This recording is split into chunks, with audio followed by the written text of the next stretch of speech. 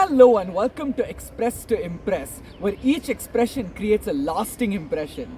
And so far, all the episodes that we've made, which you can watch through the playlist link in the description and in this card, have all been virtual, either through people recording their own videos or through Zoom.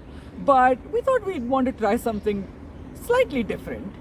Enter the first in-person shoot, hence why you can hear a lot of bird noises and some weird nature noises, and if you hear a scooter, well, that's an extra. And just as we've decided to sort of move away from the monotonous nature of virtual, we've also got someone who mirrors that image. I'm thrilled to welcome Kavya Vadapalli, a very good friend of mine and an amazing person really breaking societal misconceptions. Born blind, Kavya is homeschooled by choice.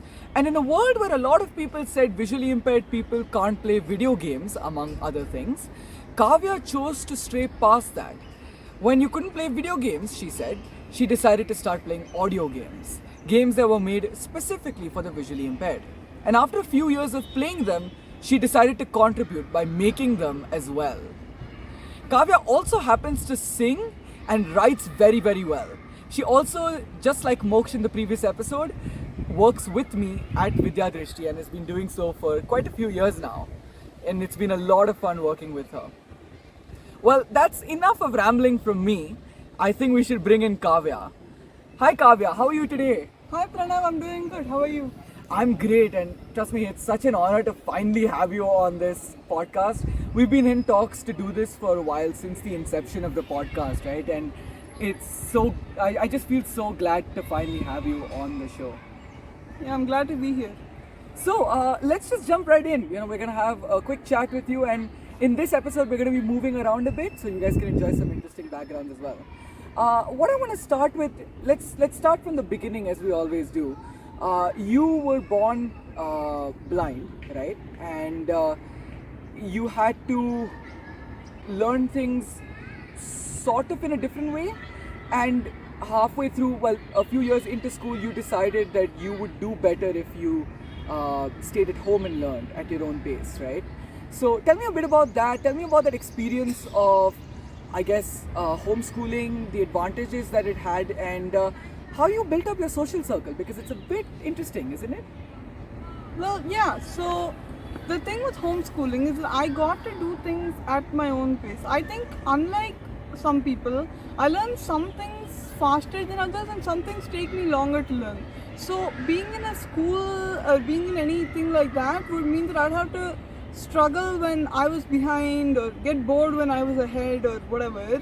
But with homeschooling, I was able to do things at my own pace. So that's one of the things. And I also got time to explore a lot of things. Like you mentioned, I play audio games and I also learned to code. So I got to explore lots of things at an early time. As for my social circle, to be honest, I didn't have one for a long time. I want to say 2 years ago, by pure chance, I decided to play an online audio game. It was the first time I'd done such a thing, and I'd never planned to get friends. I just wanted to play something different. And when I started playing that game, I started interacting with people in public chat, and I have been part of that game since, and I still play it regularly every day. And some of those people who I've met, some of them have become my close friends. Okay, that's very interesting, because I guess you found almost like your comfort in the online space, right? That's right. And that's actually something that I can completely relate with. I live more in the virtual world than I do in the real world. It's something that I completely touch base with. Anyway, we've been sitting here for quite a while, like people sitting in front of a computer. So I think we should move. And while we do, we'll continue chatting with you. So we've arrived at this tea plaza, is what they call it. It's got a few benches. It's a nice calm place to sit. And we actually walked here using our canes, right? Yeah. Yeah, right. So that's been kind of an interesting experience, and that actually got me thinking. I want to ask you, because you have spent a lot of time home, and you kind of had to also build up your tech skills semi on your own, right?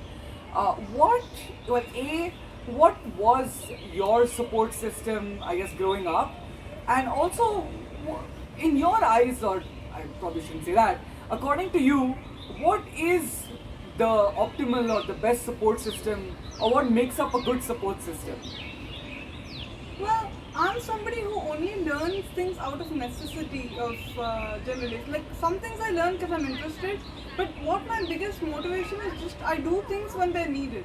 So you mentioned tech, right? So the way I learned computers, the way I learned how to use my phone, it was all just kind of gaming. Like I started out playing games. My family would open the apps and I'd just like play the games because they didn't have instructions of their own. But then that got really annoying when I was playing more than one or two games, right?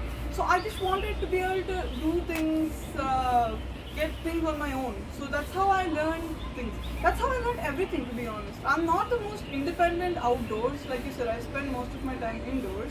But the things I have learned, how to do things on my own, it's just kind of my parents have been teaching me. And whenever we realize something is necessary, we just kind of find a way to do it. Some things have been interesting to teach, like computers, downloading things, downloading apps, and especially things like that have taken like some effort, both on my part and on their part.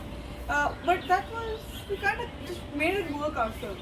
And that's what I think should be done. Like classes and schools are a great system, but somehow they've never really worked for me. I like when, I guess I'm very comfortable in one-on-ones where if somebody's trying to explain something or teach me something or help me do something, then they need to adapt to what works for me, and that's easier to do just with like the family of the person or something like that. A one-on-one setting where it can be adapted for different situations. That's honestly what I find best and what I find works for me. That's actually very interesting, and I completely echo your sentiment about a one-on-one setting allowing you more time, or allowing the person helping you more time with you to clearly focus on you. That said, you've had your fair share of classes, right? Yeah. And this is actually something that I'm not completely aware of. How many of these have been online, and how many of these have been in person? I mean, only two of my classes, no, that's not true. A lot of them have been online, though I've had a few in person. The exact counts, I don't remember. Okay. So, how do you adapt to? Is there any difficulty, if at all, right, in adapting to online classes for the ones that you did? Well, I mean, the only thing was not really. I mean, most of the stuff I learned doesn't require, it just requires like me talking and the other person talking. Like, I learned Japanese, I learned singing, I did things like that. So, online works pretty well for most of those things. That makes sense. I actually did a math class online as well, and I completely echo your sentiment there. It's very interesting to see how you've kind of navigated it. Of course, with the help of family and friends or tutors as well, but also sort of on your own. You've kind of found your path into audio games, and then really stuck with it because it was something that you were solely interested in, and you got into it on your own, right? Yeah, mostly. I mean, there were a few YouTube channels and website like the audio games forum and things that were really my guide. But other than that, yeah, I just explored those myself. Yeah. That's very, very interesting. Alright, and we have teleported again, and we've been talking a lot about audio games. I've mentioned it many times, and since we've already started touching on the topic just now, I thought it's finally time to answer the elephant in the room to understand a bit about that. And to commemorate, we're also in a game room with a carom board. So tell me, Kavya, while we're on the subject, how did you get into audio games, and what is the impact that it has had on you? Well, I think it started, I have a hard time recalling how it started, but I think two separate, fields of audio games that started, simultaneously. On one hand, I think games on the phone might have come first, because my father was looking into what more I can do, I think I was getting bored, and he was looking what more I can do to entertain myself, and he ran into some games called the blindfold games, which slightly simplistic games, but they were a good place for me to start. And then iOS gaming kind of got dropped a bit after those, but around that time, we also started we started seeing that there were more gaming options on the computer than on the phone. So I started slowly getting into that, and after that, at one point, I was told about a really good game, a really popular one, and from when I got into that, and then I looked on YouTube for tutorials of that, and I found a fantastic channel. And honestly, that YouTube channel was how I got to know that there were more games, and then it just kind of was like a snowball effect. Like, got to know more channels, got to know more, like, got to know the audiogames.net website, and just kept finding more games. The impact audio gaming has had on me has been truly tremendous, and it's hard to even know where to start. Like I mentioned before, I learned tech. I learned how to use a computer and how to use a phone almost primarily because of audio gaming. And as I said afterward, also socializing also got started for me because of an online audio game a couple of years ago. I also think my writing was in some way connected because when I started, I found this website, the audiogames.net forum, which is the first online website I found to communicate with people, and I got inspired by a lot of that to start writing as well. Before that, I used to kind of dislike writing, but then slowly, because of inspirations from there, it's been growing to now. Till now, I find it quite a passion. Oh, that's very interesting, and I've actually seen that writing progression go up. So there's always this, I guess, misconception among some people that visually impaired people can't really play computer games, and you have been among the community that's broken that misconception, right? So what's your view on that? Well, I think it's perfectly possible for blind people to play audio games, but I do think there are some difficulties that don't get acknowledged in the blind gaming community.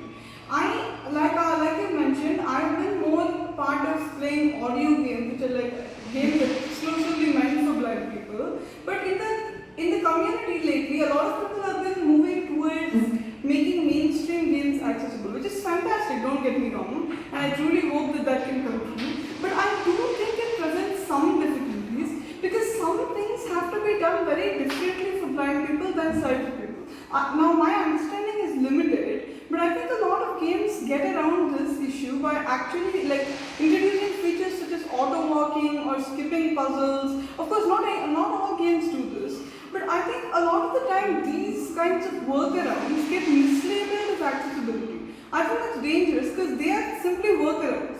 But true accessibility is possible, but it can be hard to achieve. So, you have to work on some things, you have to change some things from the ground up to make it different for blind people, if that makes any sense. And I think that needs to be acknowledged. That's completely true. I completely agree with you. I think one of the games, and we're gonna geek out over audio games, but one of the games that really took this misconception of making the game easier equals making it accessible and change that. Before, a lot of mainstream games were made accessible itself was Swamp, right? That's true, but Swamp can be considered an audio game. I mean, didn't graphics come later? Yeah, actually they did. You're completely right there.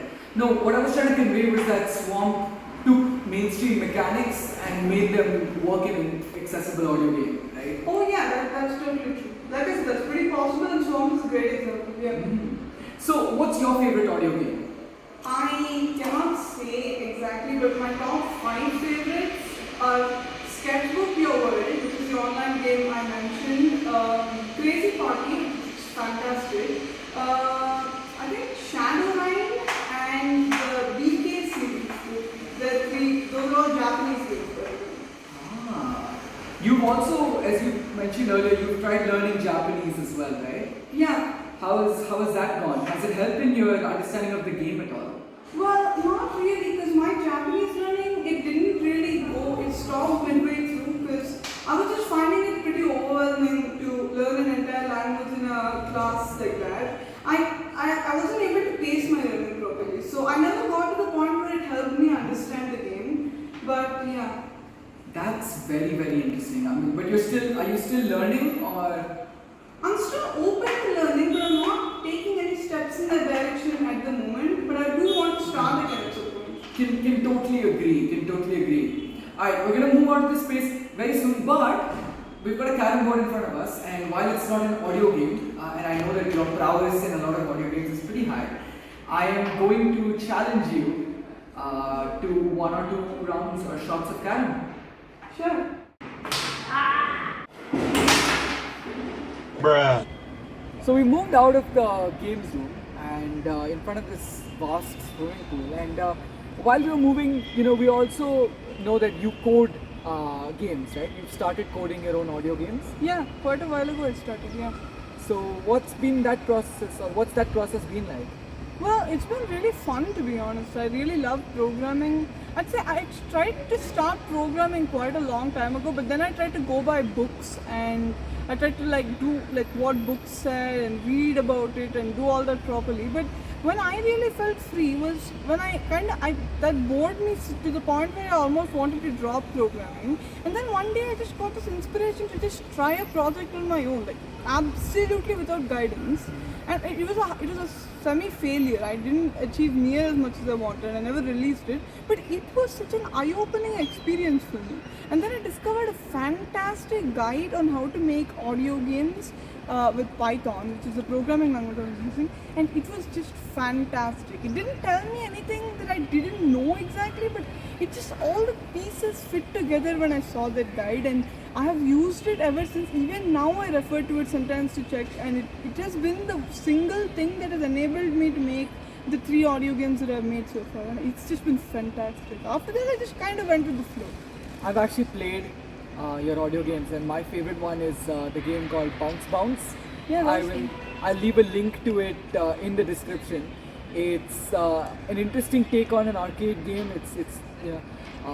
It's sort of like Coin Collector, but a very interesting one. And I have actually spent hours playing that game. So glad to hear that. So, in keeping with this, that you start coding now, you're an audio game developer now, not just a player. Yep.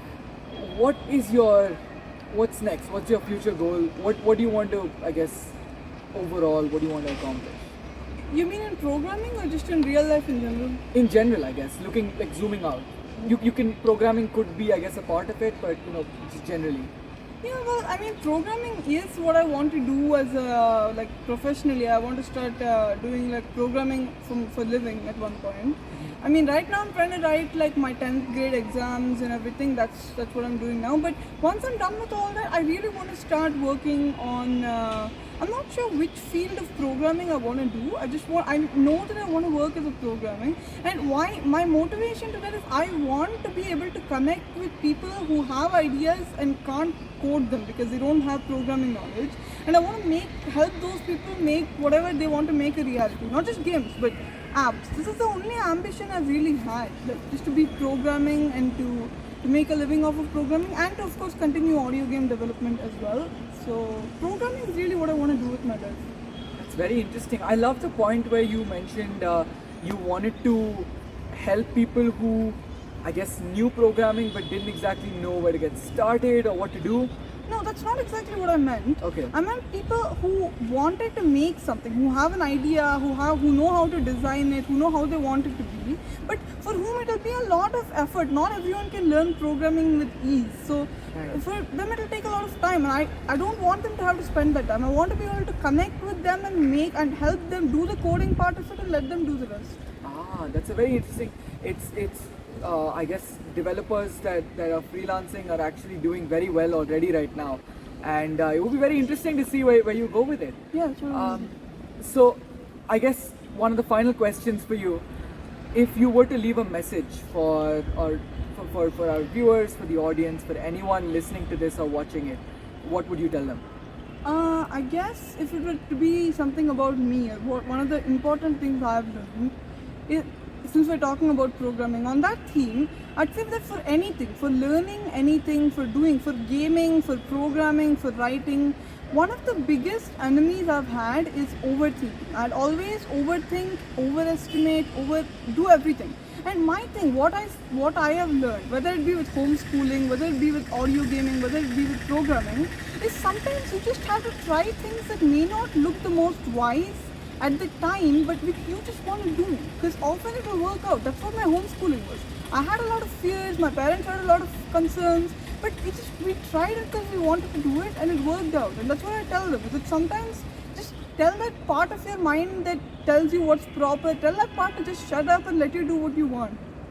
That's very interesting. I think it's what's very inspiring about that is the firm the firmness that you put on that, right? That it has to happen. You know, you can't just go with whatever, I guess dogma is the word. You can't just let other people guide you. You have to be firm about what you believe in, right? Exactly. And with that, we conclude our rather interesting walking in-person interview. Kavya, I hope you enjoyed the exercise that you got through it. Yeah, I did. I also hope you enjoyed the carom experience. Yeah. That was pretty interesting. Either way, I'd really like to thank you for joining us. It's been an amazing experience recording this and, you know, talking to you, having this chat. I really like to thank you for taking the time out. No problem. I really enjoyed it too. Thanks for inviting me to do this. My pleasure, my pleasure. Also, thanks to the person behind the camera, Kavya's mom. If you want to say hi. Hi. She has, on very short notice, helped us with the camera, so massive kudos and thanks to her. And thanks to you guys for watching and or listening. That concludes episode number 5 or chapter 5 of Express to Impress, and we'll catch you in the next one.